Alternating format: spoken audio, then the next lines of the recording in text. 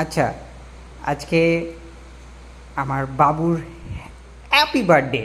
তো happy birthday উপলক্ষে আমি সাজিয়েছি। ডেকোরেশনটা কেমন হয়েছে আপনারা বলবেন।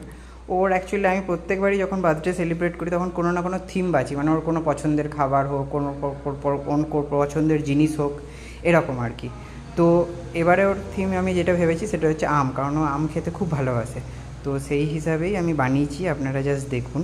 মানে আমি এখানে পুরো থিমে লিখেছি হ্যাপি, তারপরে এখানে লিখেছি বার্থডে।